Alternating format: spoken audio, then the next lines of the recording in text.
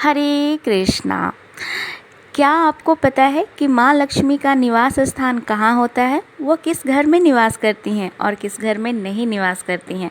सामान्य अवधारणाओं के अनुसार माँ लक्ष्मी उस घर में निवास करती हैं जहाँ पे सुख समृद्धि हो, जहाँ पे लोग हंसते बोलते हुए मिलते हों, एक दूसरे के साथ होते हों, जहाँ पे साफ सफाइयाँ होती हों, वहाँ पे माँ लक्ष्मी का निवास स्थान है। लेकिन इसके साथ एक और भी महत्वपूर्ण चीज़ है और वो है सत्य। जहाँ पे सत्य होता है वहाँ पे माँ लक्ष्मी अपने आप ही सभी चीज़ों को नकारते हुए उन सभी चीज़ों को संपूर्णता और संपन्नता में बदलते हुए खुद निवास करती हैं। अब ये कैसे? अब इस चीज़ को हम जानते हैं एक बहुत ही खूबसूरत से कहानी के साथ, और वो कहानी शुरू होती है हमारे नारद जी से। एक बार नारद जी भगवान विष्णु के पास जाते हैं और उनसे यह प्रश्न पूछते हैं कि भगवान, हमें आप ये बताएं कि माँ लक्ष्मी किसके घर में निवास करेंगी और किसके घर में नहीं। तभी भगवान विष्णु नारद जी को एक और कथा सुनाते हैं, और वो कथा होती है महाराज हर्षवर्धन की, जो कुंदन वन राज्य के राजा थे।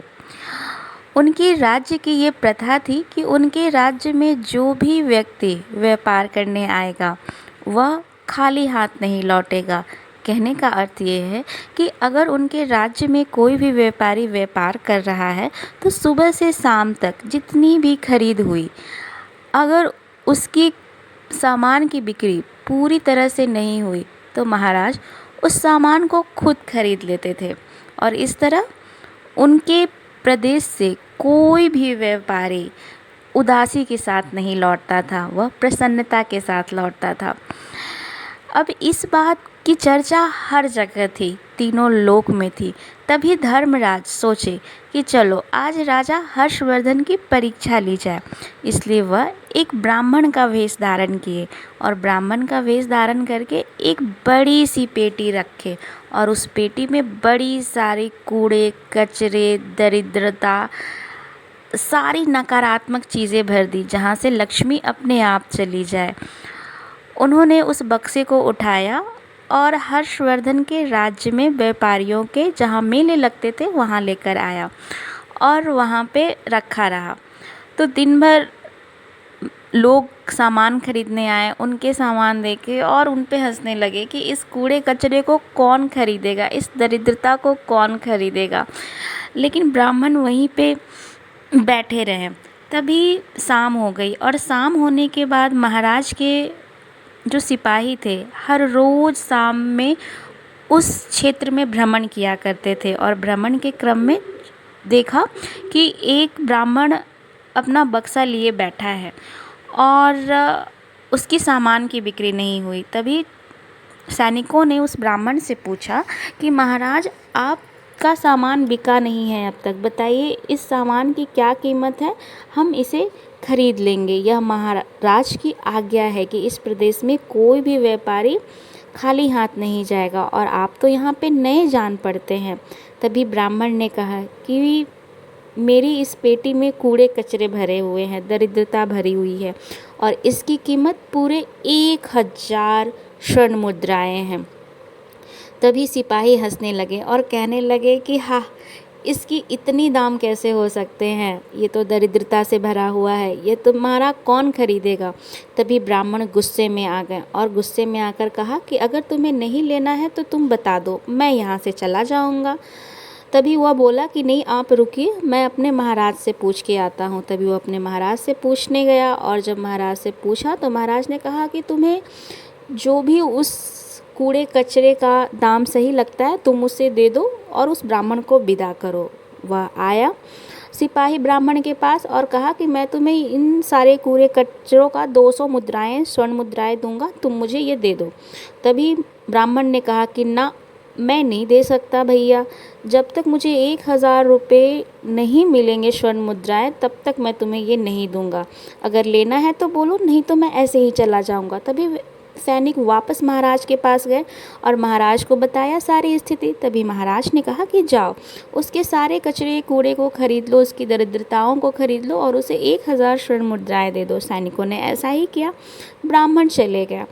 और जब सैनिक वो कूड़े से भरे बक्से को महल में लाया तो उसे महल के एक कोने में रख दिया और चले गए। तभी रात्रि हुई। रात्रि के समय महाराज अपने राज दरबार में टहल रहे थे, अपने महलों में टहल रहे थे। तभी वह देखे कि एक सुंदर स्त्री उनके महल से जा रही है। तभी उन्होंने पूछा कि आप कौन हैं और आप कहाँ जा रही हैं? तभी वह स्त्री, सुंदर स्त्री बोली कि मैं लक्ष्मी हूँ, मैं आपके राज्य में निवास करती हूँ, लेकिन अब आपके राज्य में और महल में दरिद्रता भरी पड़ी है, तो जहाँ दरिद्रता होती है मैं वहाँ नहीं रहती हूँ, इसलिए मैं जा रही हूँ। तभी महाराज ने कहा कि ठीक है, आपकी जैसी इच्छा, आप जाएं। महाराज ने बड़ी विनम्रता से माँ लक्ष्मी को जाने दिया। उसके बाद फिर कुछ देर बाद देखा कि एक बड़ा ही सुंदर सा युवक उनके महल से जा रहा है। तभी उन्होंने कहा कि आप कौन हैं? तभी उस युवक ने कहा कि मैं यश हूँ। आपके यहाँ तो अब लक्ष्मी बची नहीं है, लक्ष्मी चली गई हैं, तो बिना लक्ष्मी के यश भी नहीं होता, इसलिए मैं जा रहा हूँ। तभी महाराज ने उन्हें भी नमन किया और उन्हें भी कहा कि आपको जैसा अच्छा लगे आप करें।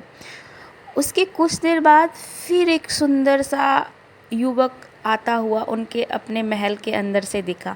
तब उन्होंने कहा कि महाराज आप कौन हैं? तभी उन्होंने कहा कि मैं यज्ञ हूँ, क्योंकि आपके यहाँ अब ना लक्ष्मी है ना यश है, तो जब आपके यहाँ ना लक्ष्मी है ना यज्ञ है तो आप यज्ञ कैसे कर पाएंगे, इसलिए मैं यहाँ से जा रहा हूँ। इसलिए यज्ञ भी वहाँ से चले गए और महाराज ने बड़ी नम्रता से उन्हें भी जाने दिया।